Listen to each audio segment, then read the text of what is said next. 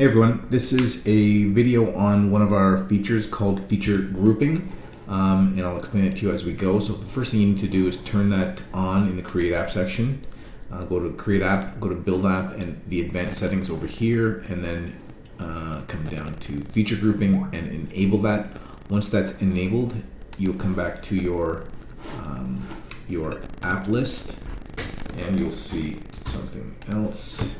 Give me a second to log in here. So you log into the outlet dashboard and click on customers, manage customers, and now you will see a couple links here, one that says group and one that says grant permission. The grant permission allows you to create a default set of features that anyone that downloads the app will have access to. So all of these features, for example, that are checked off, will anyone that downloads the app, any user will have access to all of those things. Anything that's unchecked will not be accessible by users that are by default users. Okay, so that's the default section. Now coming back to the group list here, you can create different group levels. You can basic, premium, silver, gold, platinum, whatever you want to call it. Just type in a word here, hit test, and hit submit, and then you'll see it show up in the list here. I'm going to delete this because I don't need it here. But you'll see that, and then once you see these groups, you can just click the Manage Permissions link here, and then you'll see all the different features here again. So for the basic group, you can give them, any additional features that were not checked off in the default list. All features are here, and you can just basically group the features as you choose. Just check off whatever you want and submit, and that's it. And that will create a grouping of this specific feature list.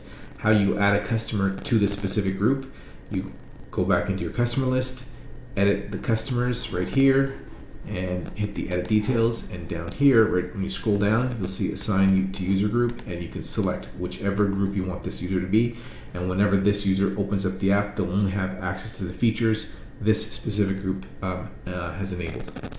Hope that makes sense. It gives you the ability to kind of create different tiers of distinction for your apps and group different features in different ways. One caveat when you're doing this, there's one feature we have that's called the info tabs. You can see it here. Information, if it's information tab is available by default, you can uncheck that or check that. The information tab is managed over here. When you click on the actual information tabs and hit the edit button, you'll see the group here, select grouping, and you can just check off this can be in multiple single or multiple groups or in just one group. And hit submit, and that will allow this specific info tab to be in that specific group. So when the user clicks on that, they'll have access to that specific info tab. That's it. Thanks for watching.